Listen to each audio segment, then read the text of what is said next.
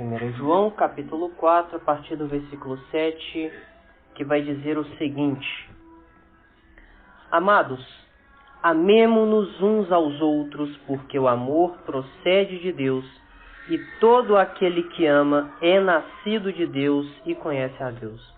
Aquele que não ama não conhece a Deus, pois Deus é amor.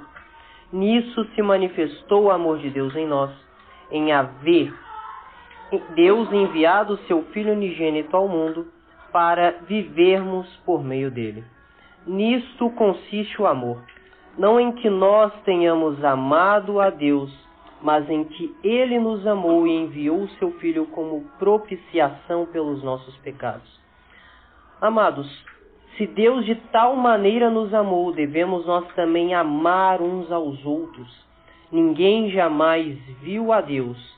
Se amamos uns aos outros, Deus permanece em nós e o seu amor é em nós aperfeiçoado. Nisto conhecemos que permanecemos nele e ele em nós, em que nos deu do seu Espírito, e nós temos visto e testemunhamos que o Pai enviou o seu Filho como Salvador do mundo. Aquele que confessar que Jesus é o Filho de Deus, Deus permanece nele e ele em Deus. E nós conhecemos e cremos no amor que Deus tem por nós. Deus é amor, e aquele que permanece no amor permanece em Deus e Deus nele. Nisto é em nós aperfeiçoado o amor, para que no dia do juízo mantenhamos confiança, pois segundo ele é, também nós somos neste mundo. No amor não existe medo. Antes, o perfeito amor lança fora o medo. Ora, o medo produz tormento, logo aquele que teme não é aperfeiçoado no amor. Nós amamos porque ele nos amou primeiro. Se alguém disser, amo a Deus e odiar a seu irmão, é mentiroso, pois aquele que não ama a seu irmão a quem vê, não pode amar a Deus a quem não vê. Ora, temos da parte dele este mandamento, que aquele que ama a Deus, ame também a seu irmão. Amém? Vamos estar orando mais uma vez. Pai amado, nós te agradecemos, Deus, por mais um dia.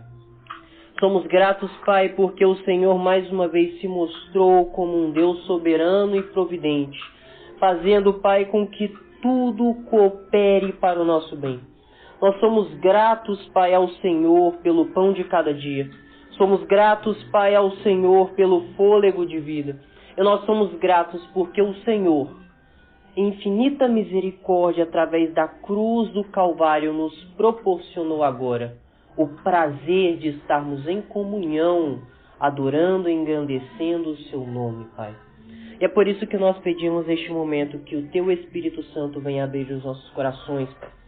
Que o Teu Espírito Santo venha quebrantar, Pai, os nossos corações que de dura serviço contendem contra o Senhor. Mas nós sabemos que o Teu Espírito Santo é poderoso o suficiente para quebrar, Pai, toda rebelião e nos levar cativos à obediência a Cristo Jesus. Nós pedimos também, Pai, que somente a Tua palavra seja pregada, Deus. Nós pedimos que o Senhor venha tirar qualquer sofisma, Pai, e que somente a Tua palavra seja pregada nessa noite. É por isso que te oramos e te agradecemos no nome do Senhor Jesus. Amém. Amém.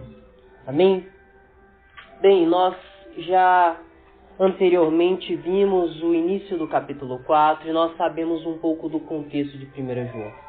João ele estava lidando com uma igreja, muito provavelmente Éfeso, não podemos afirmar com tanta certeza, mas uma igreja que estava passando por dificuldades. Falsos profetas e falsos mestres tinham adentrado naquela igreja.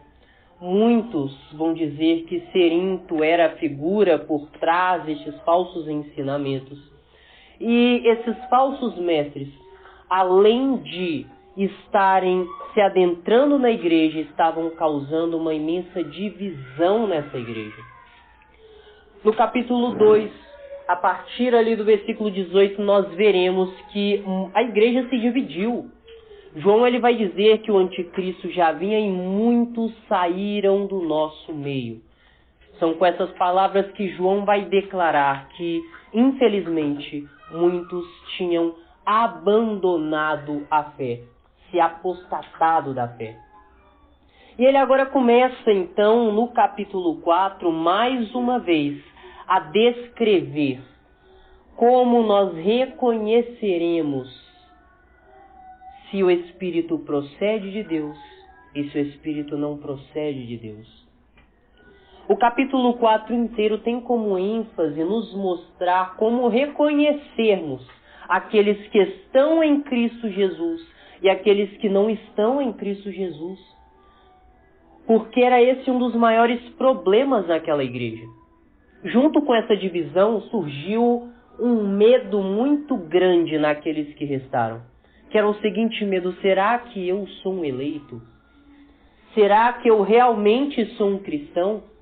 Se muitas pessoas saíram da igreja, o que me garante que eu não irei sair amanhã? O que me garante que mais pessoas, ou que o meu amado irmão, ou que aquelas pessoas que estão mais próximas de mim, não sairão da igreja amanhã? O que me garante isso? E é então, compreendendo isso, que João ele primeiro mostra que o Espírito que procede de Deus é aquele que está enraizado na verdade das Escrituras. É aquele que proclama a verdade. É aquele que em sua voz proclama o verdadeiro Evangelho de Cristo. Só que João ele vai ainda mais longe. Ele nos mostra a característica visível daquele que procede de Deus. E para João essa característica é o amor. O amor é o que nos faz reconhecer se alguém é ou não um discípulo de Cristo Jesus. É isso que o próprio Cristo disse.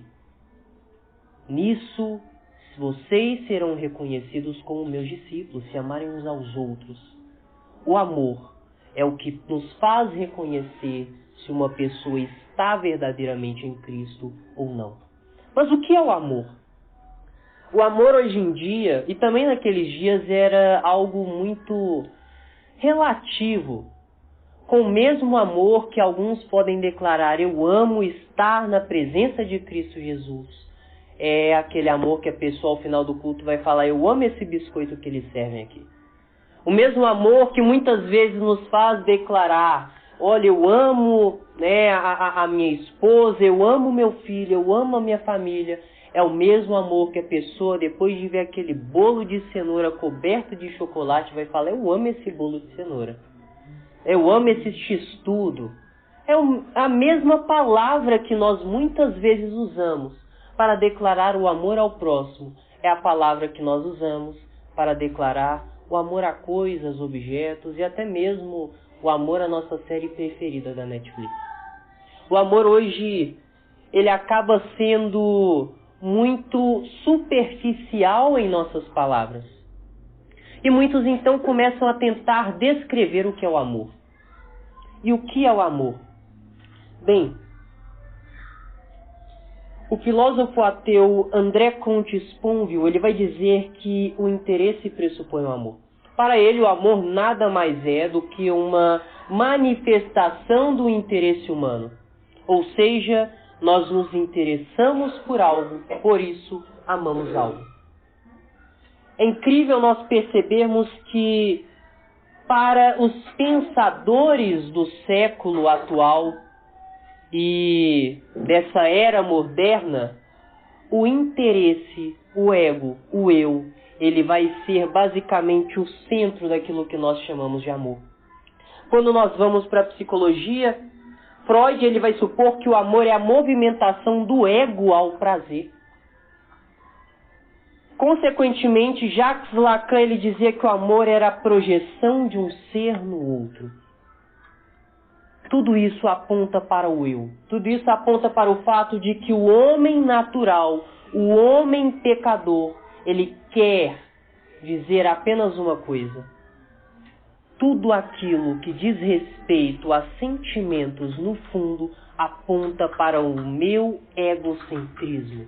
Aponta para a minha natureza depravada que quer ter glória e ter um espaço em todas as coisas. E naqueles dias não era diferente. O ponto é que o amor humano é de fato corrompido pela nossa natureza. Eles estão corretos ao dizer isso porque, de fato, a nossa natureza pecaminosa corrompe este falso amor, isso que nós compreendemos ser amor, ao ponto de tudo apontar para o nosso eu. As relações, elas apontam para o interesse. Tudo aponta para o nosso interesse. Bem, e naqueles dias não era diferente. No primeiro século também era assim. Homens e mulheres, naquele contexto bíblico, eles buscavam o próprio prazer em relações homoeróticas. Nós vemos isso não somente na história do Império Romano, como também o próprio apóstolo Paulo vai afirmar, onde eles, abandonando aquilo que é natural, eles começaram a fazer, buscar prazer neles mesmos, homens com homens, mulheres com mulheres. O apóstolo Paulo, ele inclusive vai colocar isso como uma das manifestações mais horrendas da pecaminosidade humana em Romanos, capítulo 1, a partir do versículo 17. Nós vemos, então, que naqueles dias o amor para os romanos era isso, o amor para aquelas pessoas era isso. Eles buscavam no próprio sexo o prazer. Para eles aquilo era o amor. Roma era considerada pelos poetas e filósofos como uma comunidade do amor por causa dessas manifestações extravagantes do amor. Vimos isso na arte, onde as manifestações do amor elas eram tidas de uma maneira tão extravagante que a arte romana, se nós formos ver ali, nós tínhamos ali, homens com homens, mulheres com mulheres, e tudo aquilo que é mais horrendo da pecaminosidade humana era visto como manifestações do amor. Ainda, os templos em datas específicas eram locais devassos. Nós tínhamos no Império Romano um dia específico onde a deusa do amor era cultuada, e o que acontecia ali? Orgias. Acontecia manifestações da mais vil pecaminosidade humana. Eram coisas horríveis de se ver.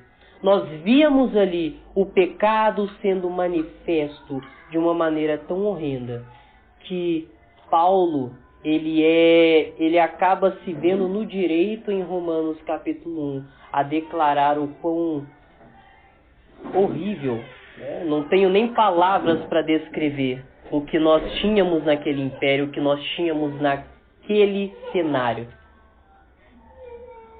E o ponto é que, embora Roma fosse considerada como uma grande comunidade do amor, o que nós víamos ali era escravos vistos como ferramentas, mortes como algo comum, e o amor ao próximo como algo inexistente.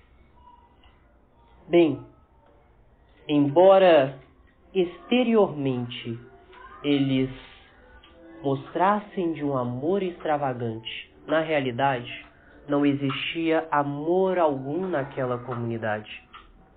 E neste cenário, então, João começa a nos mostrar que devemos amar uns aos outros. E a dúvida que aquelas pessoas podiam ter é: o que é o amor de fato? Se nós vemos tantas externalizações do amor. Se os cristãos dizem que o amor é uma coisa, se Roma diz que o amor é outra coisa, o que é o amor de fato? O que é o amor? João, então, ele quer nos mostrar agora o que é o amor. Observem o versículo 7.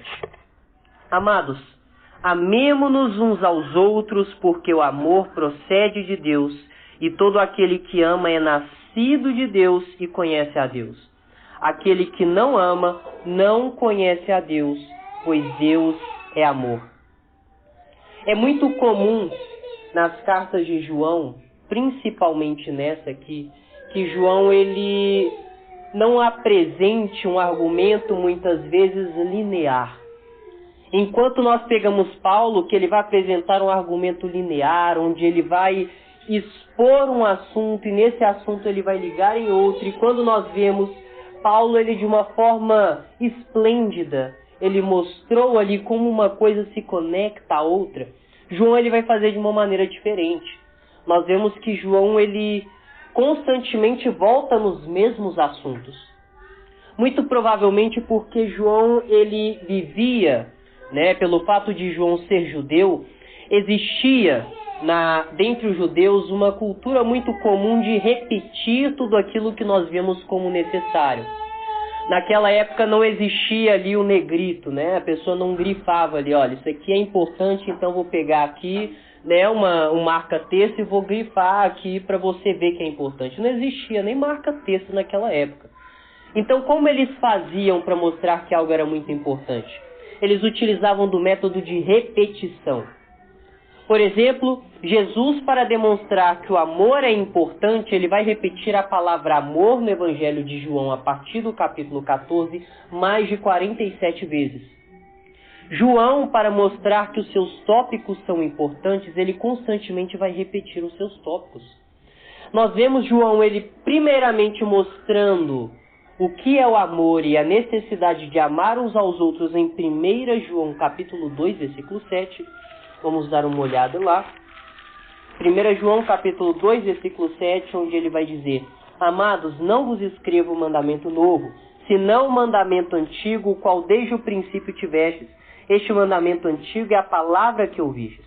Todavia, vos escrevo um novo mandamento, aquilo que é verdadeiro nele e em vós, porque as trevas se vão dissipando e a verdadeira luz já brilha. Aquele que diz estar na luz e odeia o seu irmão, até agora está nas trevas.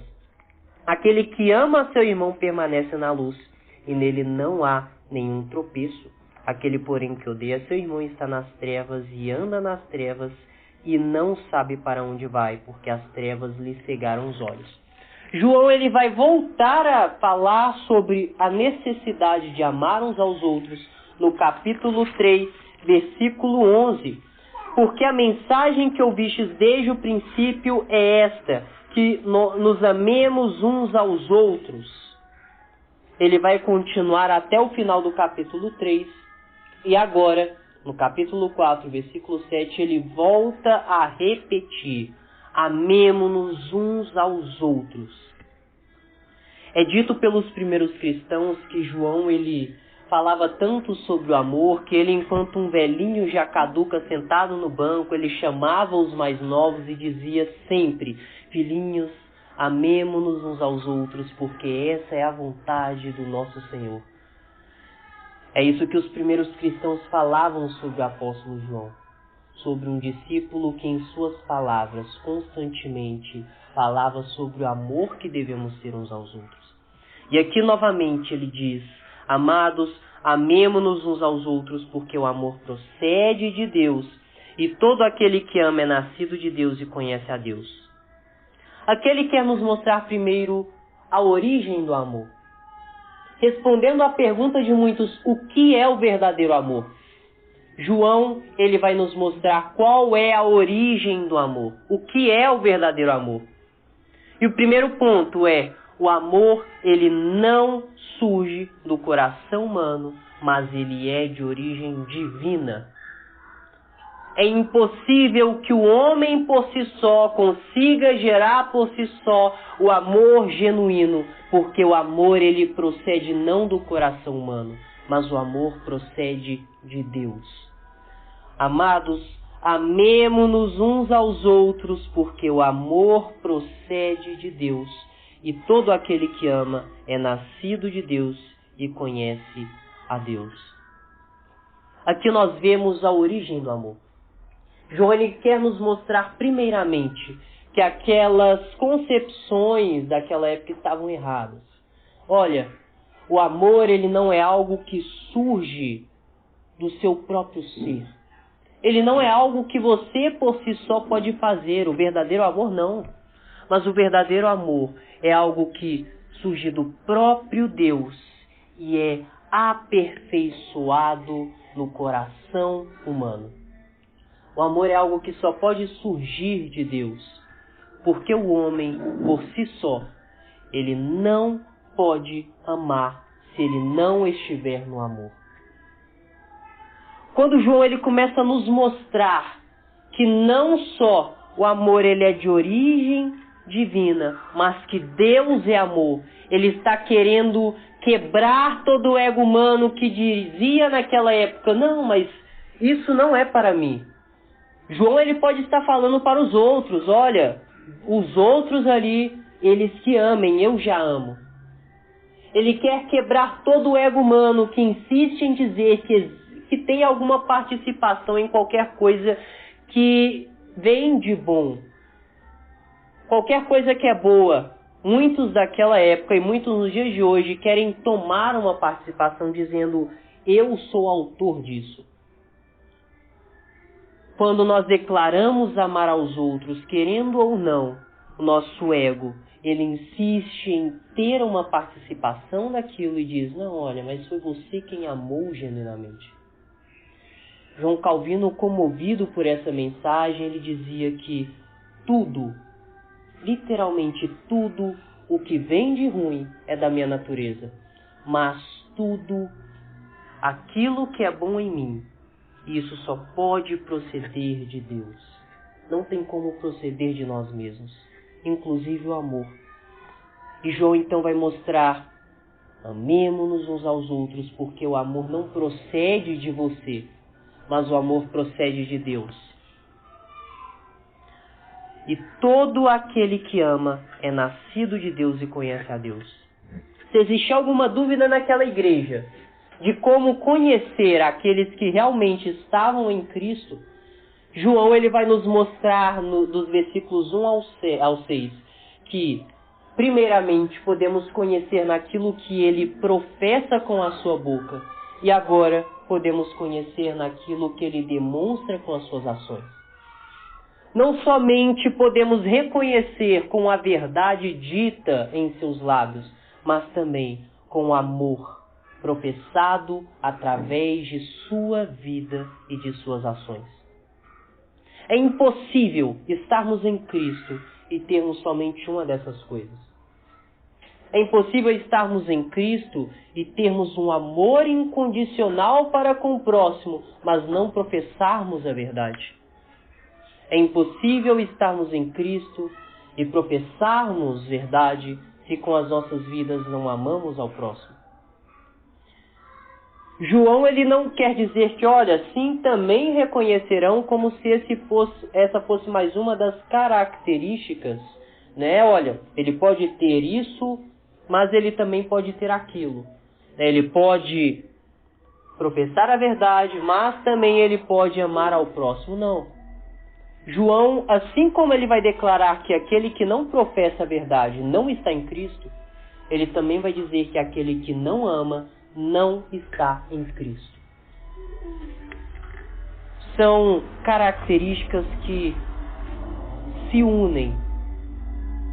São características que, juntas, em um conjunto, são recebidas através do Espírito Santo na vida de todos aqueles que confessam que Cristo de fato é Rei dos Reis e Senhor dos Senhores.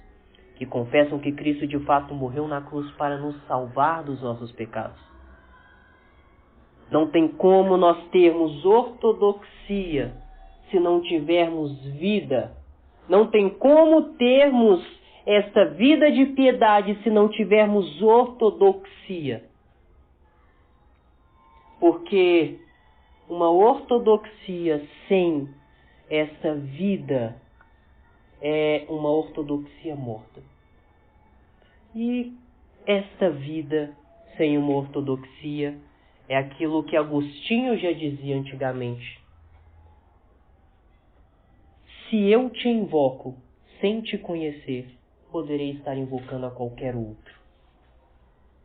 Se nós dizemos amar a Deus sem conhecê-lo genuinamente, podemos estar amando a qualquer outra divindade. Bem, compreendendo então o que João ele quer nos mostrar, o primeiro ponto aqui neste ensinamento do que é o verdadeiro amor é que o amor ele tem uma origem, e esta origem não é humana, ela é divina. No versículo 8 ele vai mostrar o outro lado da moeda. Se aquele que ama é nascido de Deus, aquele que não ama não conhece a Deus.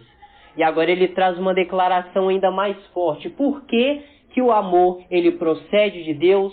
Porque Deus é amor. É importante quebrarmos alguns falsos conceitos que podem surgir aqui. Primeiro, o amor não é Deus. Hoje, a gente pode, inclusive, ao ler essa passagem, chegar à conclusão de que o amor é Deus. Então, deificamos o amor, como se o amor em si, o sentimento amor, ele fosse Deus, quando, na verdade, não é isso que ele quer nos mostrar. O que ele quer nos mostrar é que Deus, em sua natureza, ele ama de tal forma que não existe uma parte do seu infinito ser que não contenha este infinito amor. E isso nos leva ao segundo problema que pode surgir, a segunda falácia. Deus é só amor. Hoje nós temos falsos evangelhos que vão dizer que Deus é só amor. Naqueles dias existiam pessoas que diziam que Deus é só amor. Existiam pessoas que diziam, olha, se Deus ele superabundou de tal maneira com a graça, nós podemos continuar pecando. Eles viviam ali, antinomismo. Eles literalmente abandonavam qualquer mandamento, qualquer obediência, porque eles acreditavam em um amor tão grande que esse amor ele ultrapassava qualquer outro aspecto divino. Não existia outro aspecto, Deus é só amor. Não existia justiça, não existia santidade, Deus é só amor. E hoje em dia nós vemos isso também. Hoje nós temos um evangelho que ele é até complicado. Dá para chorar ouvindo esse evangelho. A pessoa chega para você está lá bem triste, Você acabou de terminar um relacionamento, acabou de perder o emprego, aí ele chega para você e fala, olha, do coração de Deus, Jesus é o centro. E do coração de Jesus você é o centro. Na hora você se quebranta, Chora e começa a cantar o Ousado Amor e aquelas 1001 maravilhas. Mas o grande problema é que essas pessoas elas não conseguem mostrar Deus em sua completude. Eles mostram um Deus moldado apenas naquilo que eles querem. Eles pegam a natureza amorosa divina e eles tiram todos os outros aspectos que compõem essa natureza. Então, primeiro, Deus é amor. Isso não significa que o amor é Deus. Isso não significa que Deus é só amor.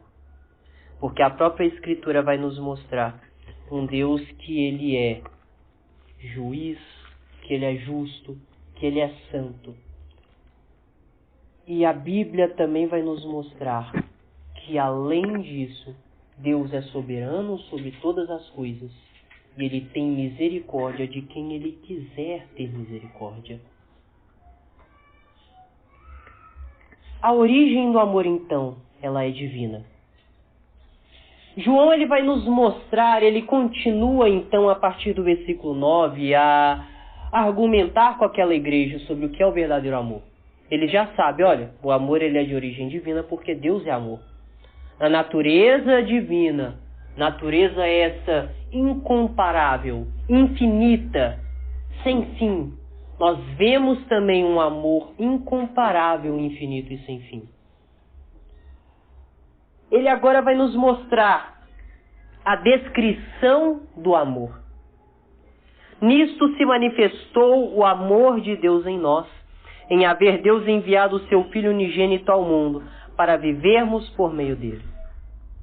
Nisto consiste o amor, não em que nós tenhamos amado a Deus, mas em que ele nos amou e enviou o seu Filho como propiciação pelos nossos pecados. É magnífico porque quando João ele fala sobre amor, ele não consegue falar do amor sem falar da cruz do Calvário. Para João, para as Escrituras, a cruz do Calvário é a maior e mais magnífica manifestação do amor de Deus. É impossível nós acharmos uma manifestação de amor tão maravilhosa e tão evidente como a cruz do Calvário. Quando alguém pergunta para João o que é o amor, ele fala: o amor é basicamente isso, é a cruz do Calvário, é Deus enviando o seu Filho para que ele morra por pecadores como nós. Ele vai nos mostrar agora que a descrição desse amor, e a descrição deste amor é encontrada na cruz. Qual era a descrição do amor romano? Talvez as festas do amor, quando eles falavam o que é o amor para você, romano? Ele lembrava aquelas festas da deusa do amor, onde se reúnem várias pessoas e expressam o seu amor uns com os outros através de relações homoeróticas, através de orgias. Quando fazemos a mesma pergunta, entretanto, para João, o que é o amor? Ele fala: o amor, ele é o fato de Deus ter enviado o seu Filho para que ele na cruz do Calvário morresse por mim e por você, pobres pecadores. Ele não consegue falar sobre amor e expressar qualquer outra imagem que não a cruz do Calvário, porque é essa imagem que nós devemos ter todas as vezes que falamos do amor. Se nós quisermos entender como amar ao próximo, se quisermos entender como amar a Deus, se quisermos entender como Deus nos ama, como Deus ama o pecador, nós devemos olhar para a cruz do Calvário. Se olharmos para qualquer outra coisa, não conseguiremos entender de fato o que é o amor. Podemos dizer que eu entendo amor quando eu vejo alguém ajudando a velhinha a atravessar a rua, ou quando eu vejo ali alguém, ao encontrar um mendigo na rua, dando comida a este mendigo ou dando dinheiro. Eu posso dizer que eu consigo entender o amor ali. Mas, por mais que possamos ver expressões do amor, ainda assim, aquilo não consegue esboçar a grandiosidade do amor, não consegue esboçar de fato o que é o amor. Só conseguimos entender o que realmente é o amor quando olhamos para a cruz do Calvário, quando olhamos para Cristo. E ele, após nos mostrar que Deus é amor, ele vai nos mostrar o que este Deus que é amor fez. Nisso se manifestou o amor de Deus em nós. Por mais que ele esteja falando da manifestação do amor de Deus, ele ainda quer nos mostrar que ela se manifesta em nossas vidas, nos levando a amar uns aos outros. É pelo fato de Deus ter entregado o seu Filho na cruz do Calvário que esse amor manifestado em nós nos leva a amar uns aos outros. Nisso se manifestou o amor de Deus em nós, em haver enviado o seu Filho unigênito ao mundo, para vivermos por meio dele. E agora, mais uma vez, ele quebra aquela concepção. O amor ele não surge do ser humano. E ele quer mostrar que, de fato, o amor não surge do ser humano. Você acredita que o amor surge de você? Vamos lá, então, para a cruz do Calvário. Quem realmente amou primeiro? Paulo ele vai declarar que éramos inimigos de Deus. A própria Escritura vai declarar que ainda éramos pecadores. Romanos diz que não há quem busque a Deus, não existia quem buscasse a Deus. Nós tínhamos prazer no pecado. Nós tínhamos prazer em nos contender contra Deus. Tínhamos prazer nisso. O nosso coração palpitava todas as vezes que infringíamos a santa lei de Deus. Nós éramos pessoas que amávamos, literalmente amávamos, o pecado e a nossa corrompida natureza pecaminosa. Odiávamos com todas as nossas forças o Deus Criador de todas as coisas. E Ele então ainda assim manifestou o seu amor, enviando o seu Filho, Jesus Cristo. E a pergunta que João está fazendo para aquelas pessoas é: quem de fato amou primeiro?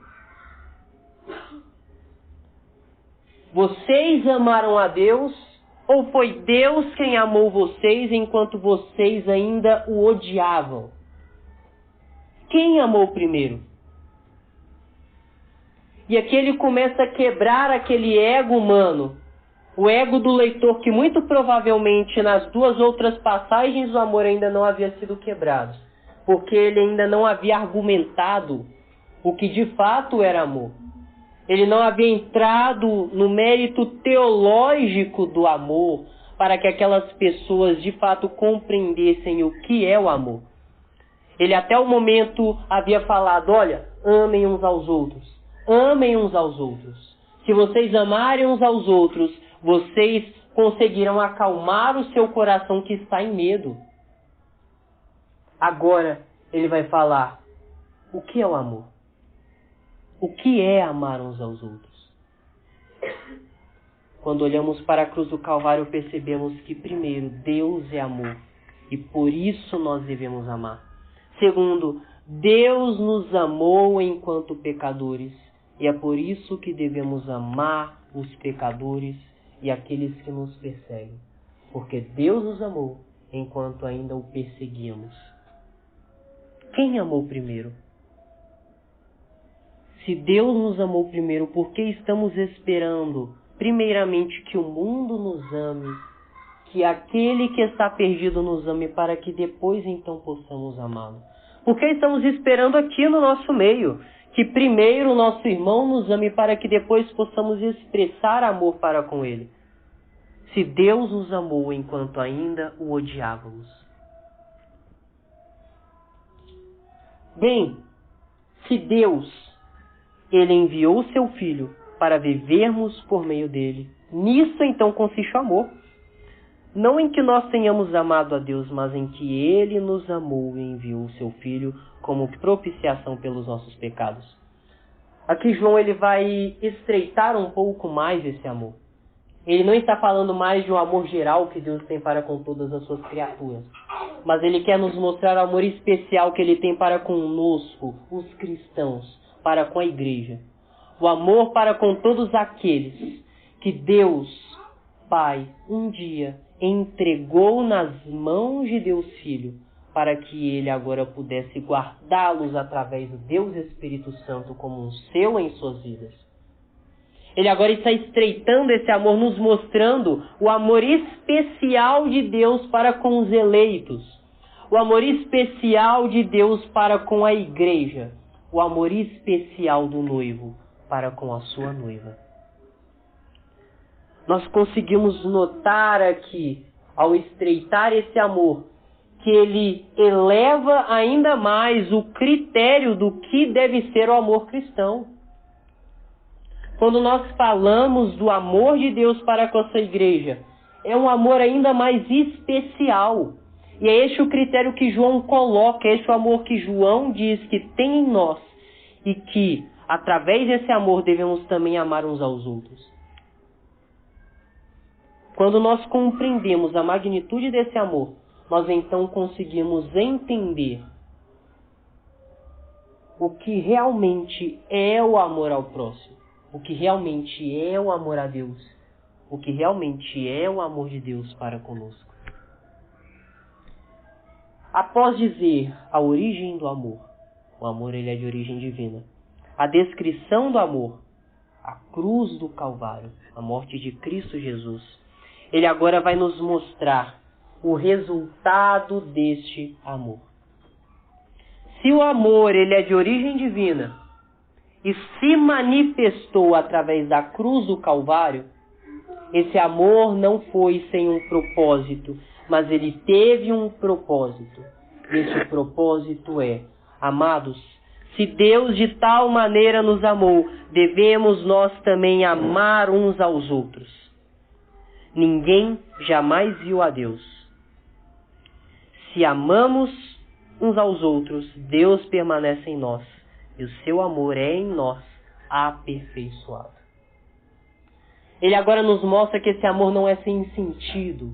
Deus não nos amou simplesmente para que agora pudéssemos sentar aqui no banco aos domingos, dizer que nós somos reformados, que nós carregamos uma genebra debaixo dos nossos braços e não praticarmos o evangelho de fato. Deus não nos amou somente para que agora, por causa deste grande amor, pudéssemos declarar, ó maravilhosa graça, ousado amor de Deus, e não amarmos uns aos outros. Deus não nos amou para que agora fiquemos aí usando aquela camisa, escrito ranço. Nos dias atuais está na moda, Estava na moda aí alguns anos atrás, nem lembro qual época que foi, mas todo mundo tava com a camisa aqui escrito ranço, de você eu tenho ranço. É incrível como muitos cristãos nessa época usaram isso. E aí a gente vê uma pessoa na igreja, olha, eu não estou gostando, não vou muito com a cara dele. Ah, ele falou algo que me magoou, tenho ranço dele. Eu não vou com a cara dessa pessoa não gostei do jeito dele.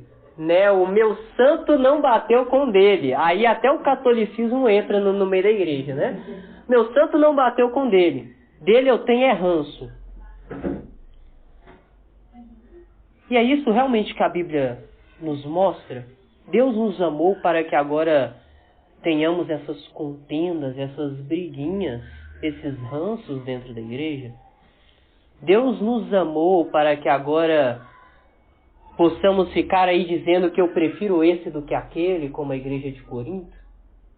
Eu prefiro Paulo, Paulo ele é mais tranquilo quando ele está perto. Eu prefiro Pedro. Pedro mete o cajado mesmo. Eu prefiro Apolo porque o cara é um filósofo. Eu prefiro tal irmão porque tal irmão, ele me dá a paz do Senhor. O outro me dá a graça e paz. Eu não gosto de graça e paz.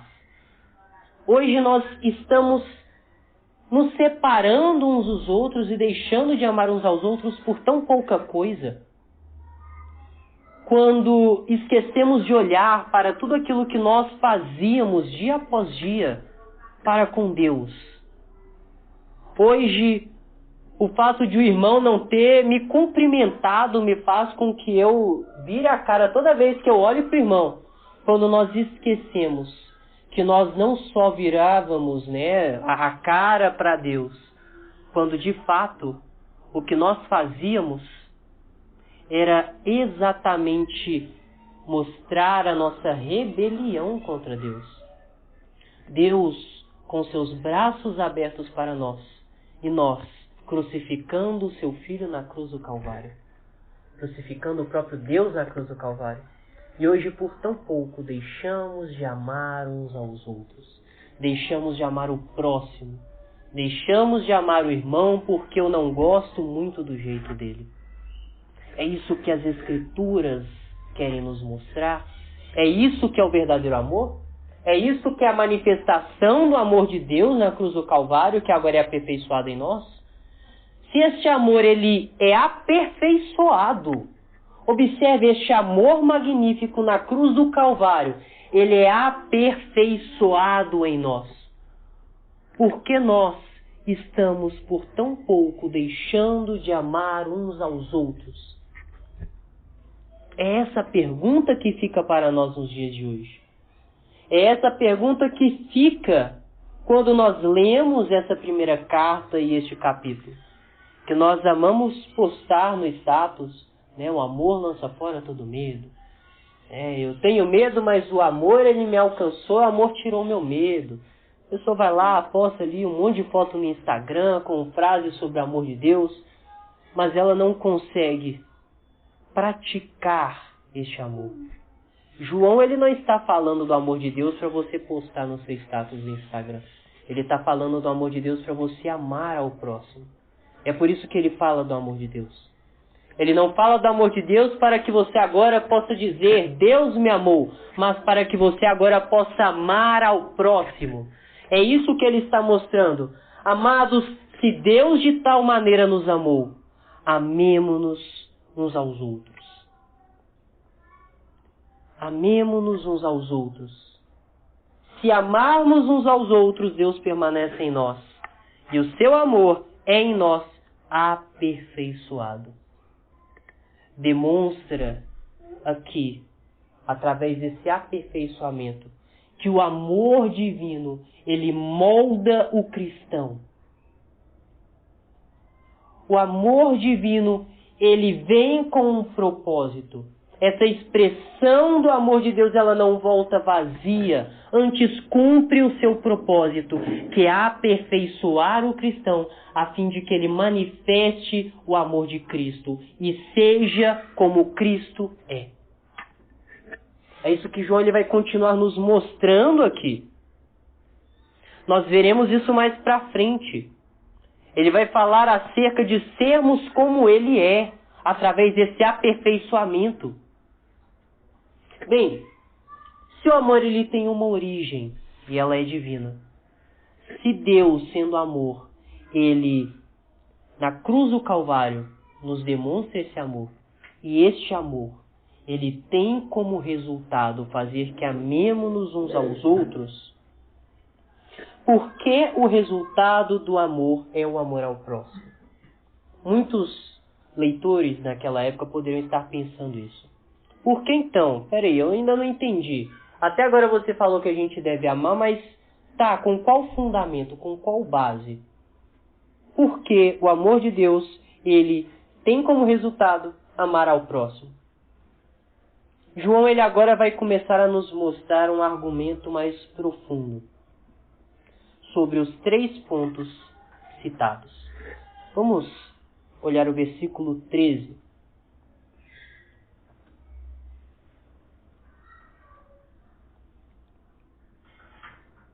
Bem, nisto conhecemos que permanecemos nele e ele em nós, em que nos deu do seu Espírito. João ele vai falar, olha, vamos lá. Se vocês querem que eu explique o porquê que vocês devem amar ao próximo, vou começar a mostrar aqui através de um argumento mais teológico o porquê vocês devem amar ao próximo. Primeiro, recebemos o Espírito Santo. A Escritura vai nos mostrar isso, que na conversão o Espírito Santo ele foi derramado em nós. O Espírito Santo derramado em nós através da cruz do Calvário nos levou a Cristo. Então nós recebemos o Espírito Santo. A Bíblia vai dizer, o próprio João ele diz isso, que o Espírito Santo ele é não somente o selo, como também a unção que foi derramada em nós. E nós não precisamos de nenhuma outra unção, porque nós já temos o Espírito Santo. No final do capítulo 2, João ele vai nos mostrar isso. Logo após ele falar dos falsos profetas, ele vai dizer, olha, posso ficar tranquilo quanto a vocês, porque vocês já receberam uma unção, então vocês não precisam mais. O Espírito Santo já foi recebido. Então recebemos o Espírito Santo. Se recebemos o Espírito Santo ele nos testifica acerca de uma coisa. Acerca do quê? Desta manifestação do amor de Deus. Ele vai dizer que recebemos o Espírito Santo e que o Espírito Santo vai nos testificar, ele vai ser testemunha dessa manifestação. Versículo 14. E nós temos visto e testemunhado que o Pai enviou o seu Filho como Salvador do mundo. Então, recebemos o Espírito Santo. O Espírito Santo em nossas vidas testemunha que o quê? Que o Pai enviou o Filho como Salvador do mundo. Bem, se o Pai enviou o Filho como Salvador do mundo, qual que é a conclusão? Que aquele que confessa que Jesus é de fato o Salvador do mundo, Deus permanece nele e ele em Deus. Ele continua traçando o seu argumento. Receberam o Espírito Santo. O Espírito Santo nos testifica acerca da cruz. E aquele que confessa Cristo, Deus permanece nele e ele em Deus. Se permanecemos em Deus e Deus nele, devemos compreender que permanecer em Deus é conhecer a Deus. O Espírito Santo nos testifica sobre o fato de que Deus enviou o seu Filho. Ele começa a nos mostrar a obra de Deus. Ele começa a nos mostrar a natureza de Deus. João ele continua argumentando. Bem, e nós conhecemos e cremos no amor que Deus tem por nós. Observem que se o Espírito Santo que nós recebemos nos testifica sobre Deus, em Cristo Jesus, enviando o seu Filho na cruz do Calvário, e cremos nisso, Deus permanece em nós. Se Deus permanece em nós, nós também conhecemos a obra de Deus. Porque testificar e o fato de confessar Cristo é primeiro ter conhecimento da obra que ele fez na cruz do Calvário. E a partir deste conhecimento da obra que ele fez na cruz do Calvário, é ter conhecimento também de quem Deus de fato é. E quem Deus de fato é, ele vai nos mostrar agora. E conhecemos e cremos no amor que Deus tem por nós. Deus é amor, e aquele que permanece no amor, permanece em Deus e Deus nele. Então ele vai dizer, olha, se conhecemos tudo isso, se o Espírito Santo nos leva a tudo isso, João ele começa aqui a desenhar para as pessoas. Passo 1, recebeu o Espírito Santo. Passo 2, o Espírito Santo te leva a compreender que Deus enviou o seu Filho. Passo 3, você reconhece o Filho de Deus. Passo 4, o Filho de Deus faz com que, o reconhecimento faz com que você permaneça em Deus. Passo 5, se você permanece em Deus, você conhece Deus. Passo 6, Deus não é amor? Se Deus é amor e você permanece em Deus, você permanece no amor. Se você permanece no amor, logo você também ama. Para aqueles naqueles dias que tinham dúvida, se de fato nós devemos amar uns aos outros, João ele agora desenha para essas pessoas. João ele agora nos demonstra com palavras fáceis, com uma, quase que uma receita de bolo aqui, através de passo a passo, que de fato nós devemos permanecer no amor. E permanecer no amor é amar uns aos outros. Bem, depois desse passo a passo aqui de João, ele vai agora tratar uma questão mais pessoal daquela igreja. Existia um problema naquela igreja que talvez possa ser o de alguns aqui. Era o problema de John Bunyan, um pastor batista que escreveu o livro O Peregrino. Esse era o problema de John Bunyan. John Bunyan, no seu livro Graça Abundante ao Principal dos Pecadores, ele vai dizer que, embora ele fosse na igreja todos os dias, um dia ele entra na catedral. Na verdade, ele estava do lado de fora. Ele entrou na catedral e aí lá em cima tem aqueles negócios de sino, né? Eu esqueci o nome. Sinário. Vamos chamar de sinário. O negócio que é sino grande da igreja católica, e ele amava bater aquele sino. E um dia ele falou, e se esse sino cair em cima de mim? Ele então saiu apavorado de lá e ele foi para dentro da igreja. Aí ele falou que eu estou mais seguro. E aí um dia veio na mente dele, e se a viga, do nada aqui cair e todo esse tempo desabar em cima de mim? E aí ele começou a ir nessa catedral, nessa capela, só que um pouquinho mais de fora. Ele ficava lá na porta.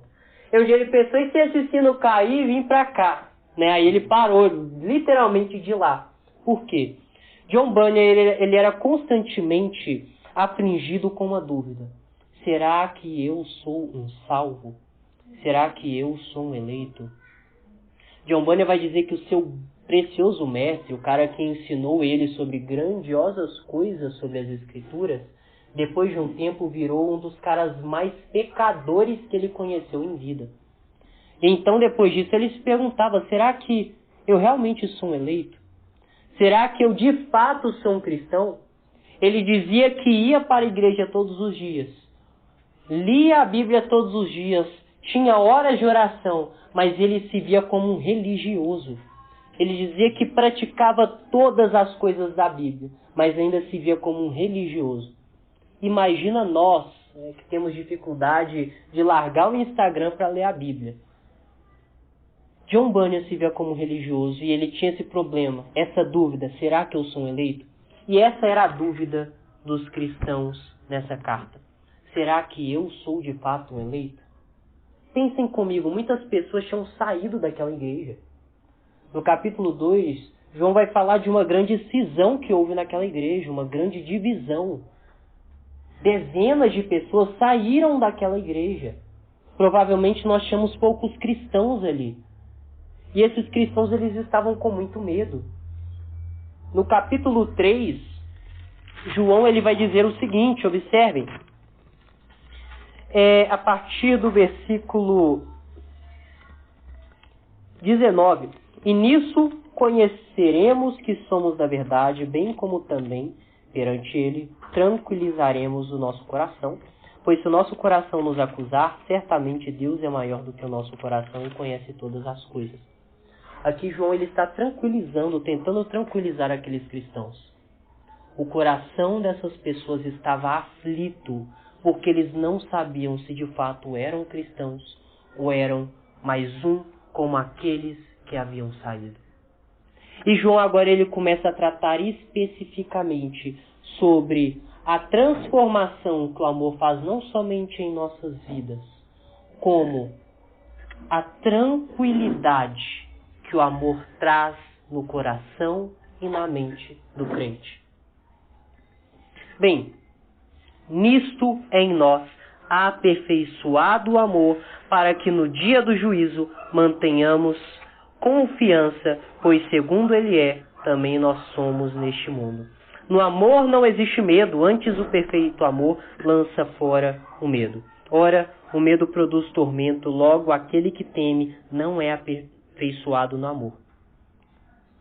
O que João ele está querendo tratar aqui? Primeiro que a palavra medo, ela vem do grego fobia.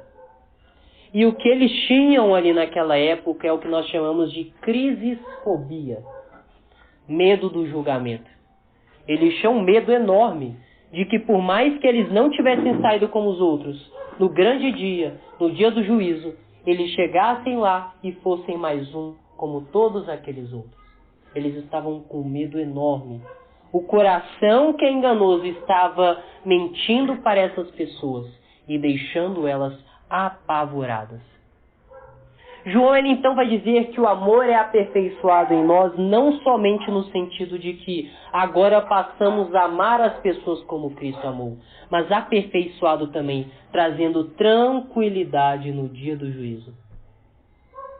Vocês conseguem imaginar uma tranquilidade maior do que você estar tranquilo no dia do juízo? Eu não consigo imaginar uma tranquilidade maior do que em frente ao grande juiz que vê tudo e todos, nós estarmos tranquilos, porque fomos aperfeiçoados no amor que está em Cristo Jesus. Esse amor é tão magnífico que a tranquilidade que ele traz é uma tranquilidade sem precedentes. É impossível nós conseguirmos achar em vida paz, tranquilidade e confiança maior do que aquela que acharemos no amor que está em Cristo Jesus. É impossível. Podemos dizer que eu não fico tranquilo quando o noivo ali, ele vai pedir a mão na noiva em casamento. A pessoa já fica ali com medo. Por mais que passou ali anos do lado da pessoa, e se ela falar não, hein?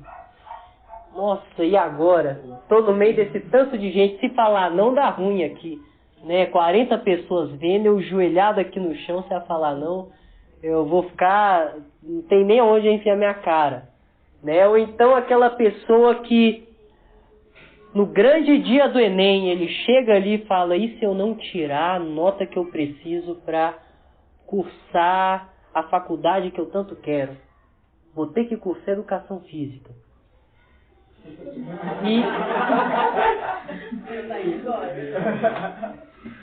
Bem, nada contra a educação física, gente, mas existe um medo enorme nessas coisas. Existe um medo de nós, na entrevista de emprego, não passarmos a entrevista. Nesses dias, os 3 chefes lá me chamou para a sala e nossa, na hora, tremi na base lá, eu falei, que é isso? Um chegou, né, o mais palhaço dos 3, chegou, olha, meus parabéns, muito obrigado por todo o trabalho prestado até hoje. Eu falei, hoje eu estou fora. E nós conseguimos notar, né, que existe um medo enorme no nosso coração. Mas, muitas vezes, nós conseguimos adquirir em vida tranquilidade para essas coisas. Existem pessoas que chegam no pedido de casamento tranquilas. Existem pessoas que estão tranquilas quando chegam ali para fazer a prova do Enem. Existem pessoas que estão tranquilas para prestar um concurso, até mesmo quando o seu chefe te chama na sala para conversar no particular. Mas nenhuma dessas tranquilidades há de se comparar com a tranquilidade que João está nos mostrando aqui. Nada há de se comparar com no dia do juízo, perante o próprio Deus, que agora será juiz para julgar cada um conforme tudo aquilo que ele fez. Nós estarmos tranquilos. Não existe tranquilidade maior do que isso. E isso para aqueles dias, para essas pessoas que estavam com grande medo, isso era como nós chegássemos para essa pessoa e falar, olha, acalme-se, porque você já venceu. Se você está em Cristo Jesus, fique tranquilo. Era como se nós arrancássemos de seus corações toda intranquilidade, todo medo, toda fobia. João agora estava arrancando de seus corações com essa declaração. Aquele que nos amou, ele aperfeiçoa em nós o amor de tal forma que, no dia do juízo, nós continuamos a manter confiança por causa deste amor que está em Cristo Jesus. Ele vai nos mostrar ainda aquela famosa frase, no amor não existe medo, antes o perfeito amor lança fora o medo. O medo produz tormento, logo aquele que teme não é aperfeiçoado no amor. O que ele está querendo nos mostrar aqui é um aspecto mais maravilhoso do Evangelho, no qual, aperfeiçoados na obra de Cristo Jesus, não existe mais aquele pesar na nossa vida. Cristo Jesus, ele arranca aquele fardo, tal como ele arranca o fardo enorme que cristão carregava no conto do peregrino. Aquele fardo que inclusive o impedia de caminhar. Na cruz do Calvário, quando ele se depara com a cruz, este fardo logo cai. E este fardo é o medo meu e seu. Este fardo era o medo daquela igreja. E na cruz do Calvário, neste amor, este medo agora é lançado fora. O que João está dizendo é que, se estamos de fato em Cristo, se estamos de fato neste amor, podemos tranquilizar o nosso coração. Porque este amor, ele tira este fardo e nos leva com confiança a acreditar que estamos de fato em Cristo e permaneceremos em Cristo até a consumação dos séculos. Ele vai dizer ainda, nós amamos, versículo 19, porque Ele nos amou primeiro. Se alguém disser, amo a Deus e odiar a seu irmão é mentiroso, pois aquele que não ama a seu irmão a quem vê, não pode amar a Deus a quem não vê. Ora, temos da parte dele este mandamento, que aquele que ama a Deus também ame a seu irmão. Ele vai encerrar novamente falando: amemo-nos uns aos outros, como era de costume do já idoso João, dizer: filhinhos, amemo-nos uns aos outros, porque essa é a vontade do nosso Senhor. Amemo-nos uns aos outros. O amor, ele não deve nos levar a nenhum outro lugar que não o amor a Deus e o amor ao próximo. O genuíno amor, ele não nos leva a nenhum outro lugar que não este. João, ele vai tratar sobre o que é o amor para nos mostrar que devemos agora amar a Deus. Bem, ele nos mostra então aqui que a premissa inicial, ela deve ser o centro em nossas vidas. A premissa inicial que ele traz é qual? Amemo-nos uns aos outros. E este é o grande ensinamento dessa pregação. Porque o sermão de hoje carrega, aqui, amados pelo amor. Porque de fato Deus é amor e nós fomos amados por Ele. Mas se eu dissesse que nós fomos amados pelo amor e não dissesse que devemos amar uns aos outros, eu não estaria expressando esse amor de fato. Se eu dissesse somente que nós fomos amados por Deus, que Deus manifestou um amor especial para com os eleitos, e que esse amor sobre você, que esse amor agora, na cruz do Calvário, ele somente te traz uma paz que excede todo entendimento. Se eu somente dissesse isso, eu estaria sendo o pior dos hipócritas. Porque eu não estaria descrevendo o que de fato esse amor é. E nós só entenderemos o que o amor é quando entendermos que, se não amarmos uns aos outros, enquanto não amarmos uns aos outros, não entenderemos o que é o amor. Não estaremos em Deus se não amarmos uns aos outros. Não somos cristãos se não amarmos uns aos outros. Não temos Cristo, não temos o Espírito Santo se não amarmos uns aos outros. Como nós vimos anteriormente, o qual recebemos o Espírito Santo, ele nos testifica do Deus Pai que envia Deus Filho. O amor é algo que flui do Deus triuno. E assim como o Deus triuno demonstra o seu amor, nós que permanecemos no Deus triuno, devemos também expressar este mesmo amor para com o próximo. E este amor é incondicional. Este amor é sem precedentes. Alguns até vão dizer que esse seria o amor ágape, embora a palavra ágape não carregue nada demais em seu significado. Amor ágape é somente um amor comum, como o amor filos.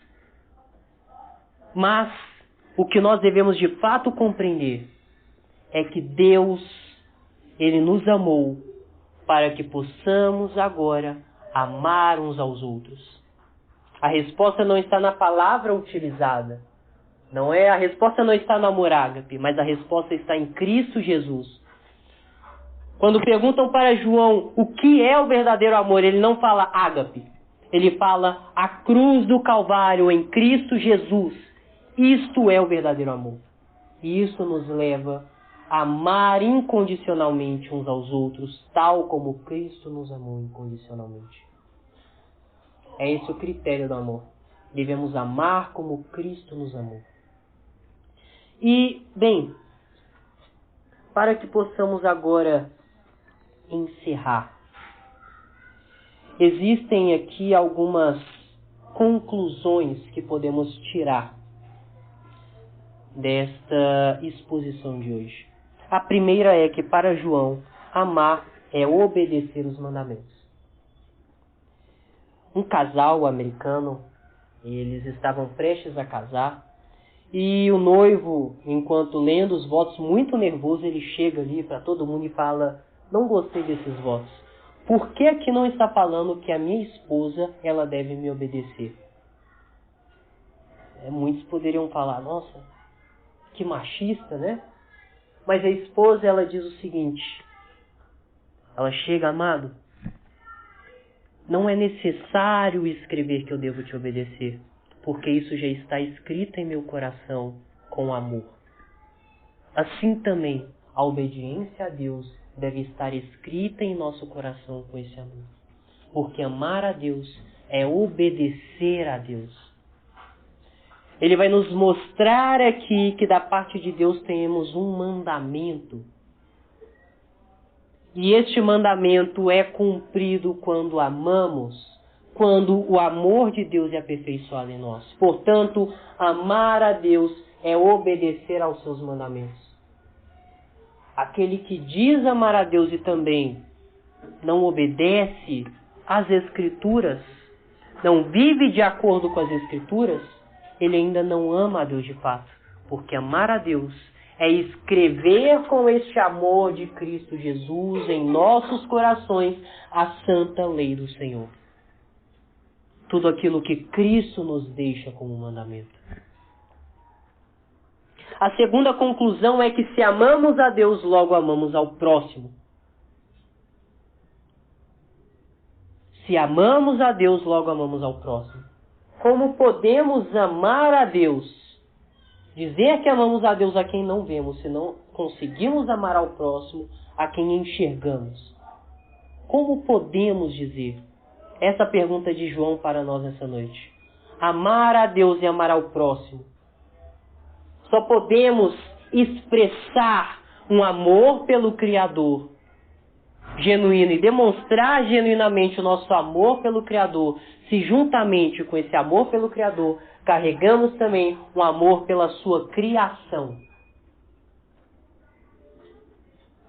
Se não conseguimos amar a sua criação que nós vemos, como podemos dizer que amamos ao Criador que não conseguimos ver? Como? A terceira conclusão é que não existe amor verdadeiro fora de Cristo. O amor verdadeiro é uma obra da Trindade. O Espírito Santo testemunha o Pai enviando o Filho. E isto é a maior declaração de amor, um Deus buscando pecadores.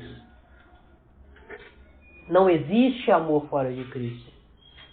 O homem que está lá fora, ou talvez muitos de nós que estamos aqui, mas ainda não estamos em Cristo, podemos dizer, eu tenho amor genuíno. Podemos até mesmo olhar para o próximo e dizer, eu amo as pessoas mais do que aquele ali. Né? Eu pelo menos amo ao ponto de ajudar a velhinha a atravessar a rua, dar comida ali para aquele que está necessitado. Podemos dizer, eu não sou tão ruim quanto aquele. Mas nós precisamos entender que se não enxergarmos o amor verdadeiro, que é algo que está em Cristo, procede de Cristo e não surge de nós, não amaremos genuinamente. Portanto, o verdadeiro amor, ele está em Cristo. Não existe nenhum outro lugar no qual podemos encontrar um amor genuíno que não em Cristo Jesus. É por isso que os filósofos e os pensadores do atual século vão dizer que o amor é basicamente uma movimentação do nosso interesse, ou o eu, ou uma projeção minha no próximo. É por isso que eles irão dizer isso.